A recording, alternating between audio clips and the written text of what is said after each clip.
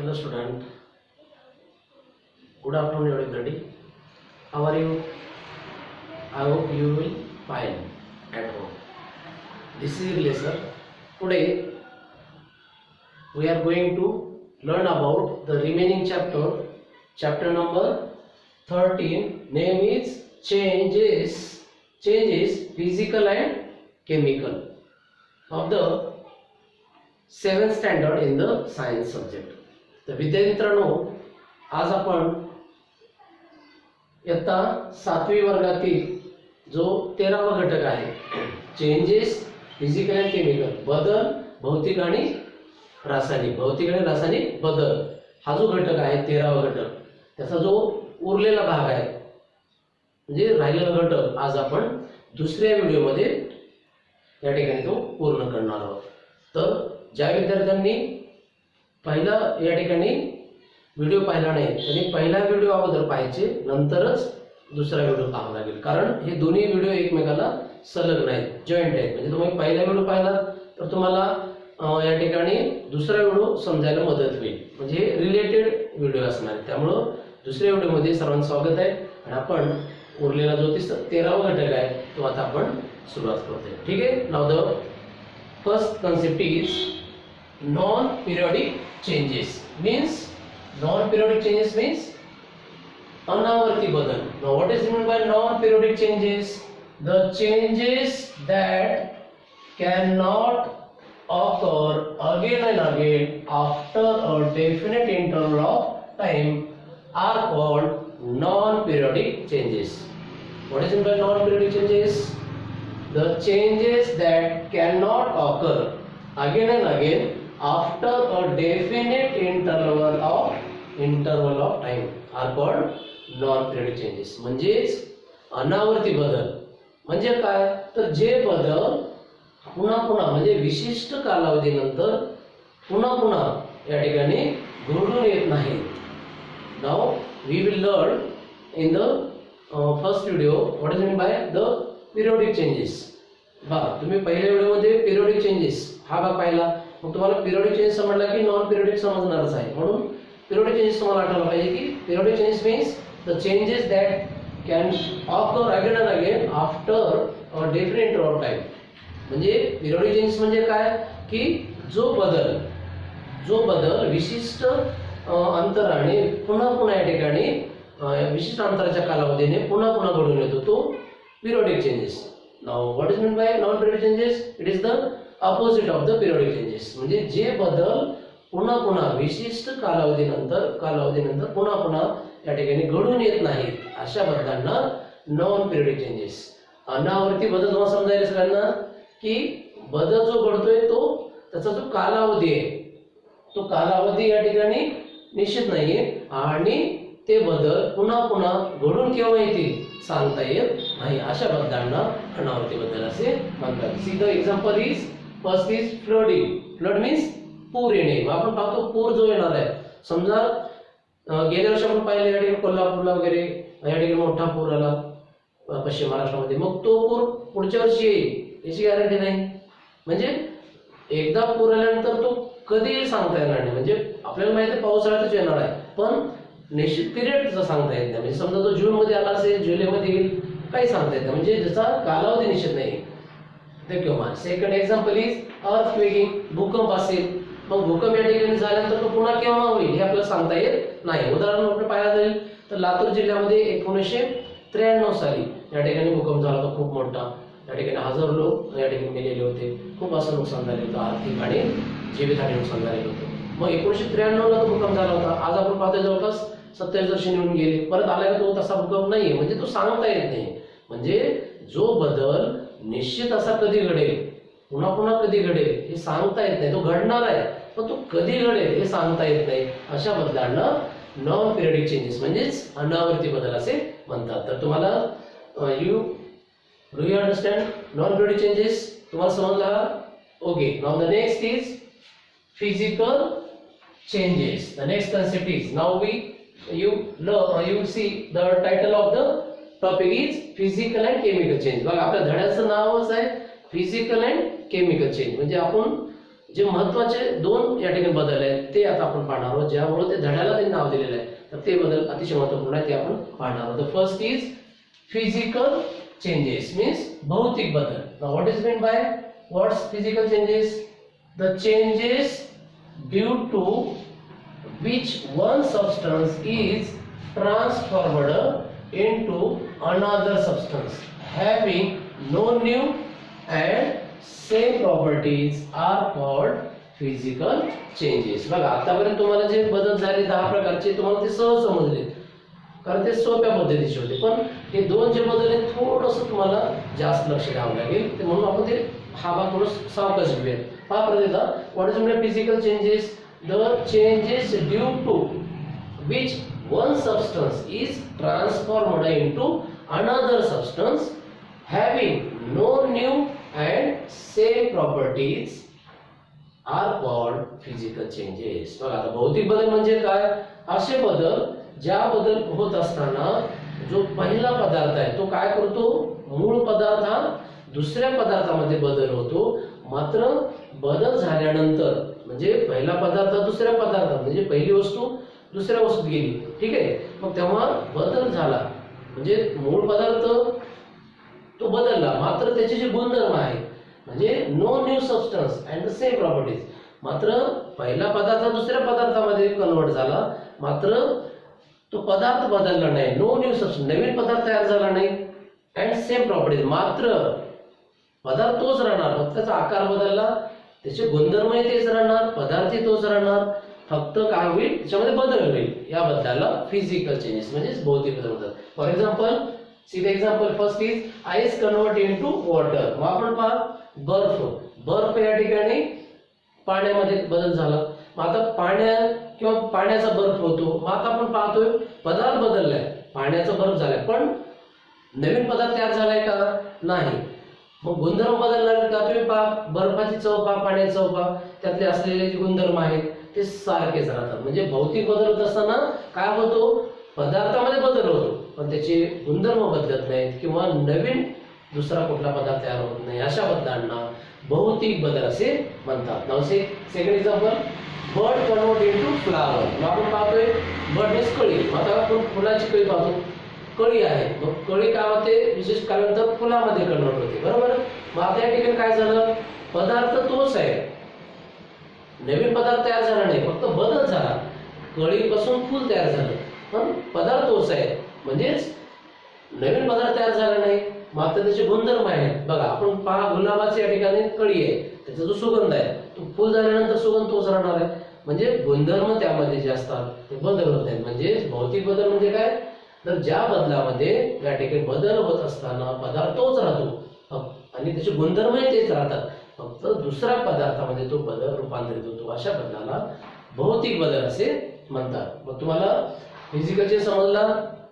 कारण आपण स्लो घेऊयात, कारण आपल्या धड्याचं नावच आहे फिजिकल अँड केमिकल चेंज. म्हणजे तुम्हाला हे दोन तरी प्रकार, बाकीचे आतापर्यंत जे प्रकार होते बदलांचे ते सोपे होते थोडेसे, पण हे समजायला थोडंसं गुंतागुंतीचे आहे, म्हणून तुम्हाला व्यवस्थित मी सांगितलेलं आहे. समजलं तुम्हाला हे? ठीक आहे. Now the next is chemical changes, means रासायनिक बदल. आता केमिकल चेंज याच्यावर लक्षात आलं की परत आपल्याला सगळ्यांना मी सांगितलं होतं 6वीच्या वर्गामध्ये, तसं तुम्हाला हे सांगतोय की आपला जो विज्ञान हा जो विषय आहे तो मुख्य विषय आहे, तो मेन सब्जेक्ट इज सायन्स. पण तो मुख्यतः 3 उपविषयापासून बनलेला आहे. मग त्यामध्ये फिजिक्स, केमिस्ट्री अँड बायोलॉजी, भौतिकशास्त्र, रसायनशास्त्र आणि जीवशास्त्र, या 3 उपविषयांना मिळून हा तुमचा विज्ञान हा विषय तयार झालेला आहे. हे तुम्हाला माहिती असेल काही जणांना किंवा नसेल तर लक्षात ठेवा, कारण आपल्याला काय होतं या कन्सेप्ट अगोदरच कळायला पाहिजे 7वी पर्यंत, कारण पुन्हा 11वी आपल्याला 3 विषय कळतात ते वेगळे असतात. आता सुद्धा तुम्हाला समजल्यानंतर पुढे अडचण येत नाही. तर हा जो घटक आहे तो रासायनिक केमिस्ट्रीचा हा घटक आहे, म्हणजेच केमिकल रिएक्शन आधारित, म्हणजेच हा घटक केमिस्ट्रीचा आहे, हे तुमच्या लक्षात आलेलं आहे. त्यामुळे आपण पाहतोय the next changes is chemical changes, म्हणजेच मीन्स रासायनिक बदल. Now what is meant by chemical changes? The changes due to which one substance is transformed into another substance having new and different properties पहा या ठिकाणी तुम्हाला महत्त्वाचा भाग लक्षात ठेवावा लागणार आहे. पहा परत आपण आपण definition what is mean by chemical changes the changes due to which one substance is transformed into another substance having new and different properties are called chemical changes. मग रासायनिक बदल म्हणजे काय तर जे बदल होत असताना एखाद्या पदार्थामध्ये या ठिकाणी रासायनिक प्रक्रिया होऊन जो मूळ पदार्थ आहे तो पदार्थ आता काय होतो दुसऱ्या पदार्थामध्ये कन्वर्ट होतो म्हणजे बदल होतो म्हणजे मूळ पदार्थ तो आता राहत नाही नवीन पदार्थ तयार होतो आणि मग विशेष म्हणजे त्याचे गुणधर्म देखील काय होतात बदलतात डिफरंट प्रॉपर्टीज म्हणजे आपण पाहिलं फिजिकल चेंज मध्ये गुणधर्म बदलत नाही पदार्थ तोच पदार्थामध्ये फक्त बदल होतो पण गुणधर्म बदलत नाही किंवा त्याचं जे मूळ रूप आहे ते बदलत नाही फक्त मात्र केमिकल चेंज मध्ये काय होतं पदार्थ नवीन तयार होतो आणि त्या पदार्थाचे जे गुणधर्म असतात मूळ गुणधर्म ते देखील बदलतात. For example ripening of mango. आता आपण पहा आंबा सुरुवातीला कैरी असते आंब्याची हिरवी बरोबर मग त्याच्यावर आपण केमिकल रिएक्शन केली की या ठिकाणी कैरीचा काय होतो आंबा होतो म्हणजे तो पिकतो आंबा. आता आपल्याला आंबा पिकल्याचा अर्थ कैरीचे जे गुणधर्म होते ते गुणधर्म आंब्यात राहणार आहेत का कैरी आपण पाहतो आंबट असते आंबा गोड होतो म्हणजे गुणधर्मामध्ये बदल होतो पदार्थ नवीन तयार होतो आणि गुणधर्मात बदल होतो अशा बदलाला रासायनिक बदल असे म्हणतात. आणखी एक उदाहरण पाहूया आपण. Next is burning of paper. समजा आपल्याला पेपर कागद आहे आणि आपण तो जाळला आणि मग आपण म्हणणार नाही मला तो कागद परत पाहिजे आपण देऊ शकतो का नाही म्हणजे एकदा तो कागद जळाल्याचा अर्थ तो पदार्थ काय तो कागद काय झाला दुसऱ्या पदार्थामध्ये रूपांतरित झाला आणि त्याचे गुणधर्म देखील काय झाले आता बदलले. म्हणजेच रासायनिक बदल कशाला म्हणायचे तुम्हाला सिंपल लक्षात येऊ लागले की ज्या मूळ पदार्थामध्ये काय होतो जेव्हा प्रक्रिया होते तेव्हा मूळ पदार्थ हा दुसऱ्या पदार्थामध्ये कन्वर्ट होतो आणि त्याचे गुणधर्म देखील काय होतात बदलतात. तर अशा बदलाला रासायनिक बदल किंवा केमिकल चेंजेस असे म्हणतात. तर तुम्हाला फिजिकल चेंजेस आणि केमिकल चेंजेस यामध्ये फरक कळालाय ओके. म्हणजे तुम्हाला एक लक्षात ठेवावं लागणार आहे की हे दोन्ही चेंजेस जनरली आपण पाहतोय आज परिसरामध्ये किंवा वेगवेगळे उद्योगधंदे वगैरे पाहतोय तर या बदलांची मदत घेऊन या ठिकाणी वेगवेगळे उद्योगधंदे मोठे मोठे कारखाने वगैरे जे असतात त्यामध्ये याचा वापर या गुणधर्माचा वापर करून वेगळ्या वस्तू या ठिकाणी बनवल्या जातात. ठीक आहे. Now do you understand the physical changes and chemical changes yes ठीक आहे. Next is the last concept in this topic is corrosion. Corrosion means क्षरण. क्षरण म्हणजे त्याला आपण सायन्स विज्ञानच्या भाषेत क्षरण असं म्हणतो आपण मराठीमध्ये पाहायला गेलं तर गंजणे क्षरण तुम्हाला कळणार नाही आणखी बरोबर गंजणे म्हणतो आपण म्हणतो ना आमचा डेस्क गंजलाय म्हणतो तुम्ही म्हणजे हे क्षरण होतं म्हणजे कसं होतं ते आपण पाहूया. Now what's corrosion when metals that are rust due to chemical process is called corrosion. Now what's corrosion? The metals that are rust due to chemical process. म्हणजेच एखादा धातू जर या ठिकाणी रासायनिक प्रक्रियेमुळे त्या धातूवर जर गंज चढत असेल किंवा गंजणे कसं मस्त गंज चढत असेल किंवा तो खराब होत असेल तर अशा गोष्टीला या ठिकाणी आपण क्षरण असे म्हणतात. Okay. Now the important next point is corrosion is caused by corrosion is caused by oxygen, moisture, vapor of chemicals in the air. मग क्षरण किंवा गंजणे ही प्रक्रिया कशी होते मग तर हवेमध्ये या ठिकाणी जेव्हा धातूची एखाद्या धातूची हवेतील या ठिकाणी ऑक्सिजन किंवा पाण्याचे सूक्ष्म थेंब असतील किंवा आर्द्रता असेल म्हणजेच ऑक्सिजन आर्द्रता आणि पाणी सूक्ष्म थेंब या तिघांची या ठिकाणी रासायनिक प्रक्रिया होते आणि तुमचा जो मूळ पदार्थ आहे आपण म्हणतो ना आम्हाला डेस्क गंजलाय म्हणतो गंजला कशामुळे कारण तो तुमचा जो डेस्क आहे तो लोखंडाचा आहे आयर्न पासून बनवलेला आहे बरोबर. मग लोखंडाचा असल्यामुळं काय झालं की त्या डेस्कची तुमची काय झाली ऑक्सिजन आर्द्रता आणि हवेतील जे पाण्याचे थेंब आहेत म्हणजे ऑक्सिजन मॉइश्चर वेपर यांची काय झाली तिघांची अभिक्रिया केमिकल रिएक्शन झाली आणि तुमचा डेस्क काय झाला गंजला असं आपण म्हणत असतो. ओके. मग गंजणे ही प्रक्रिया corrosion is a harmful change. हा उपयोगी बदल आहे का नाही हानिकारक बदल आहे कारण आपला डेस्क गंजला म्हणजे खराब होणार कपडे खराब होणार म्हणून हा बदल हा हार्मफुल चेंज आहे. मग यासाठी आपण वेगवेगळ्या पद्धती शोधून काढल्या आहेत. Now there are 3 methods. Now the next is methods to prevent corrosion. म्हणजे आपल्याला क्षरण म्हणजे गंजणे ही प्रक्रिया रोखायची असेल तर आपण 3 पद्धतीचा वापर करतो. First is galvanization, second is tinning आणि थर्ड इज पावडर कोटिंग. मग यासाठी आपण एखादा धातू या ठिकाणी गंजू नये यासाठी आपण मुख्यतः 3 पद्धतीचा जो वापर करतो. Galvanization, tinning and powder coating. Now what are the methods of the to prevent the corrosion? There are 3 methods: galvanization, tinning and powder coating. Okay, तर अशा पद्धतीने तुम्हाला मेथड्स पण लिहिता आले पाहिजेत. करोजन जर आपल्याला नको असेल तर यासाठी आपल्याला कोणत्या मेथडचा वापर करतो आपण आजच्या काळात तर ते तुम्हाला सांगता आलं पाहिजे. ठीक आहे. Now see the details of the methods. First is galvanization. Now what is meant by galvanization? Iron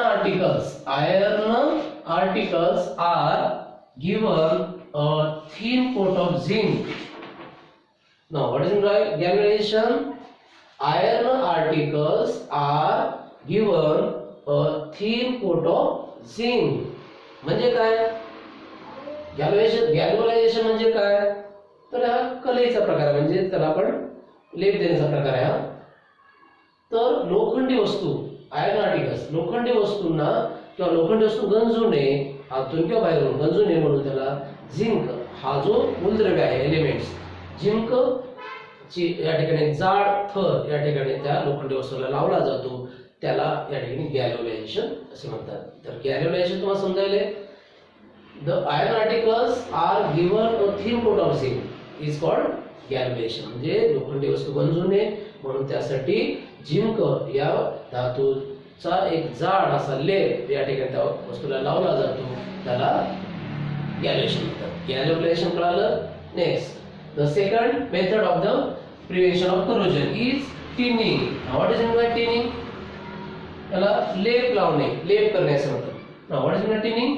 Copper and brass articles are coated with tin. हा परत एक मेटल आहे.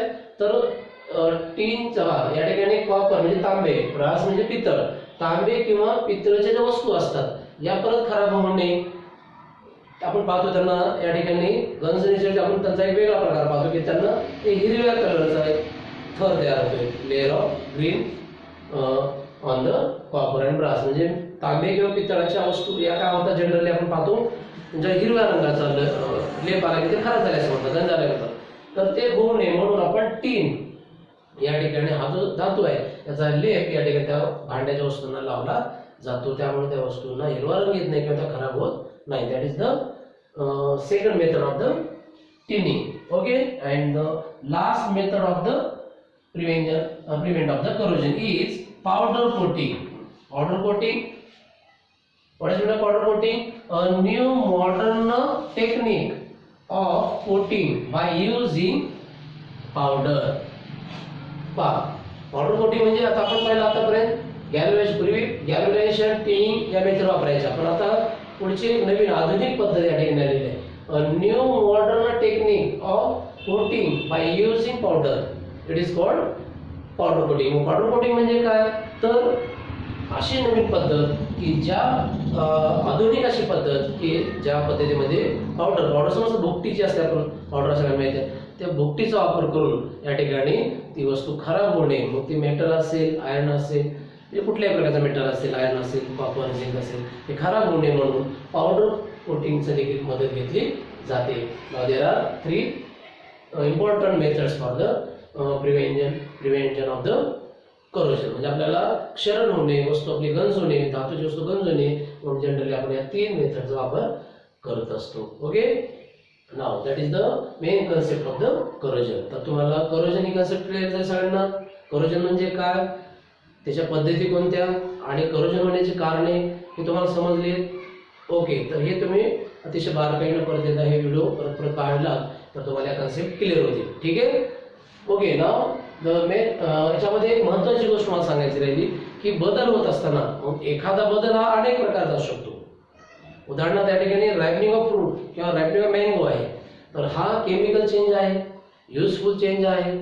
ओके, म्हणजे एखादा बदल हा अनेक प्रकारचा या ठिकाणी असू शकतो. म्हणजे हे तुम्हाला लक्षात असणं गरजेचं आहे. तर अशा पद्धतीनं अतिशय एक महत्त्वाचा केमिस्ट्रीचा हा टॉपिक होता, जो तुम्हाला समजला असेल. अतिशय मी सोप्या पद्धतीने तुम्हाला या ठिकाणी समजून दिलेला आहे आणि हा समजला असेल मी अशी अपेक्षा व्यक्त करतो. काही अडचणी असतील तर त्या तुम्ही नंतर विचारायच्या आहेतच. ठीक आहे. तर महत्त्वाची सूचना कोणती? नेहमीप्रमाणे तुम्हाला या ठिकाणी हा घटक पूर्ण झाल्यानंतर याचे धड्याखाली जे स्वाध्याय आहेत, प्रश्नोत्तरे आहेत, ते तुम्ही वर्गपाठाच्या वहीमध्ये परत फर्स्टमध्ये तुम्ही अतिशय सुंदर पद्धतीनं काय केलेला दिलेला, खूप छान पद्धतीने. काही जणांतर असं क्विक ताबडतोब लगेच घटक झाला दुसऱ्या दिवशी या ठिकाणी वर्गपाठ पूर्ण केलेला आहे. तर या सगळ्यांचं कौतुकच आहे.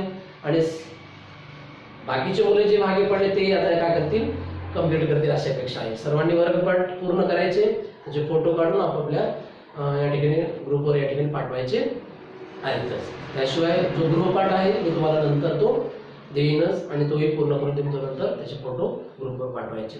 तर हा घटक तुम्हाला समजलाय? ओके, समजला असेल असं आपण समजूया आणि या ठिकाणी मी थांबतो. ठीक आहे. Okay, thank you.